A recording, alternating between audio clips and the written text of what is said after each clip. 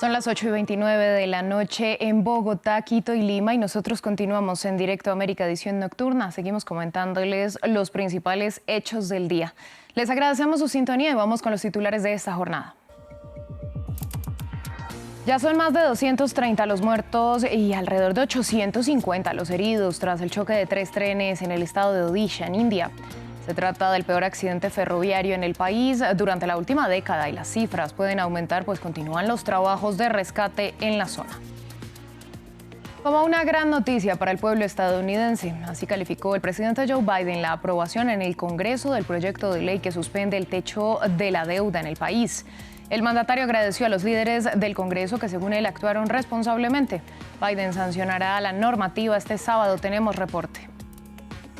Panamá lanzó la llamada Operación Chocó, que comprende desplegar 1.200 agentes en la zona del Darién, fronteriza con Colombia, para enfrentar a las bandas criminales que afectan a migrantes. Por la zona han cruzado más de 166.000 migrantes en situación irregular en lo que va de 2023.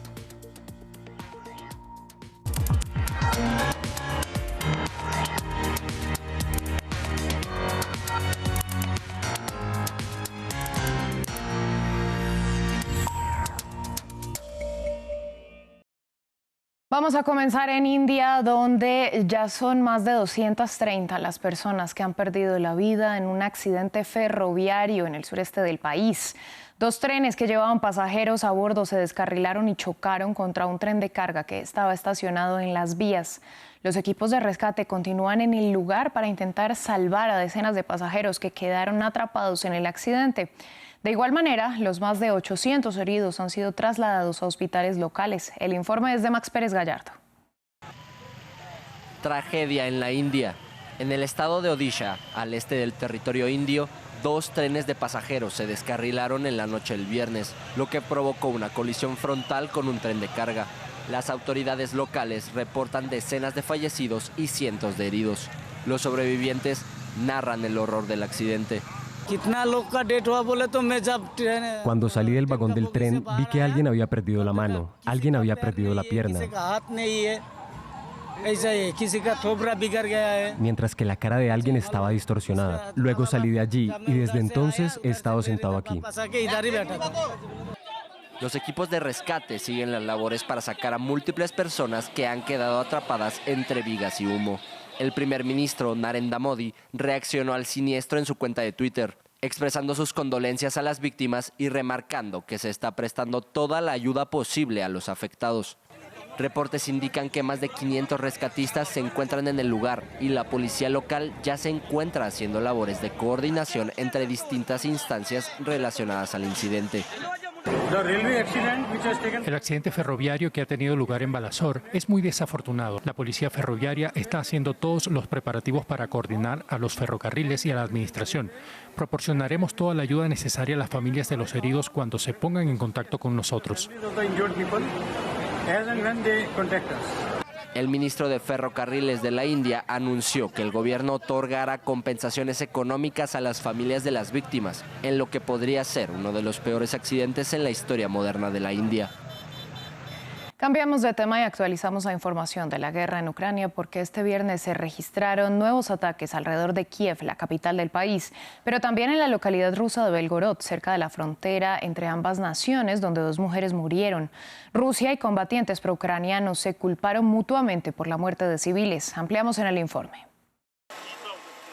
Estos residentes fueron evacuados de Belgorod después de que la región rusa fuera atacada. Nos dieron 2 horas para marcharnos y no nos llevamos nada, ni documentos ni nada. Vimos la explosión cuando llegamos. Chebekino, una de las ciudades de Belgorod, situada cerca de la frontera con Ucrania, fue golpeada el jueves. 2 personas murieron.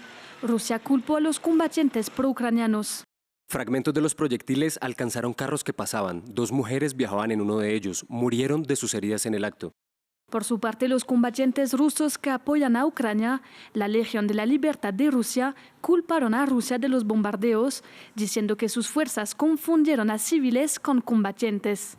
En Ucrania continuaron los ataques aéreos, incluso en Kiev y sus alrededores. Rusia ha lanzado unas 20 oleadas de ataques contra la capital desde principios de mayo. Durante la noche, las fuerzas aeroespaciales de Rusia han llevado a cabo múltiples ataques con armas de largo alcance contra los sistemas de defensa antiaérea enemigos, que cubren instalaciones clave de infraestructuras militares críticas en Ucrania. Todos los objetivos asignados fueron alcanzados.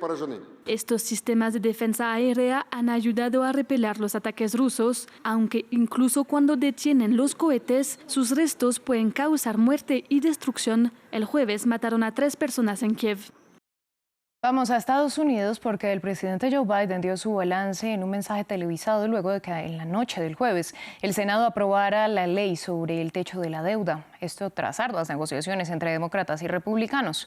Previamente, Cristóbal Vázquez, corresponsal de France 24 en la capital estadounidense, nos contó lo más destacado del mensaje de Biden. Joe Biden resaltó que ni demócratas ni republicanos en este acuerdo obtuvieron todo lo que querían, pero que se obtuvo lo que los estadounidenses necesitaban. Y en este sentido es de resaltar que aunque se limite el gasto público en los próximos 2 años, se levanta este techo de la deuda para que Estados Unidos pueda cumplir con sus obligaciones financieras. Se suspende este límite en el techo de la deuda y así Estados Unidos no entra en default como lo hubiera entrado a partir del lunes 5 de junio, como lo había resaltado la secretaria del Tesoro Janet Yellen. Es de resaltar también en este discurso que el presidente Biden dijo que a él le habían dicho cuando había empezado acá en la Casa Blanca que era imposible trabajar con los republicanos de forma bipartidista, pero que precisamente después de estas semanas de arduas negociaciones, pues él contradijo esto que le decían a él antes de llegar a la Casa Blanca, que era imposible trabajar de forma conjunta, y fue precisamente este acuerdo bipartidista, estas negociaciones y este trabajo de cabildeo en el Congreso el que precisamente le permite hoy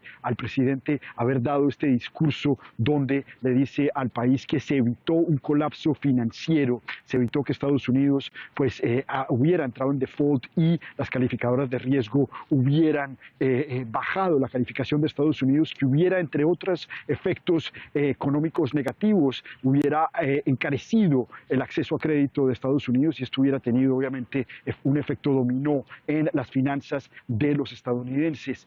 Hay que resaltar también que Biden quiere seguir trabajando de forma conjunta precisamente para seguir avanzando en el rumbo económico de Estados Unidos.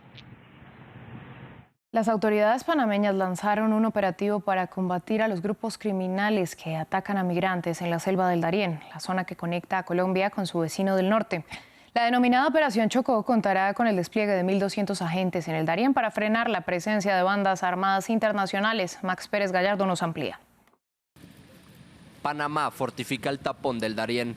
1.200 tropas serán desplegadas en la selva del Darién por el gobierno panameño, con el objetivo de combatir la presencia de grupos criminales que violentan a los migrantes que transitan por la frontera natural del país con Colombia. La Operación Chocó es resultado de un esfuerzo conjunto del Servicio Nacional de Migración y el Servicio Nacional de Fronteras, que tiene como objetivo principal diezmar las operaciones ilegales. Todo el entramado del tráfico de migrantes en este momento lo está maniobrando, articulando y desarrollando específicamente en nuestros informes de inteligencia la organización narcoterrorista Clan del Golfo del lado colombiano. En los primeros meses del 2023, aproximadamente 166.000 migrantes han cruzado por la selva del Darién, convirtiéndola en uno de los pasos migratorios más importantes del continente. Sin embargo, el peligro que representa el terreno selvático aumenta. Las condiciones climáticas extremas y la presencia de traficantes de personas hacen del Darién un infierno para los migrantes. 60 decesos, no tengo el número exacto, pero van más de 60 decesos. Yo sé que en estas una semana y media hubieron como 10 decesos, fue por las inundaciones, la alza de los ríos y muchas personas se ahogaron. Según estimaciones del gobierno de Panamá, se espera que aproximadamente 400.000 personas crucen el tapón del Darién este año, lo que duplicaría el flujo de personas que pasaron por la selva en 2022.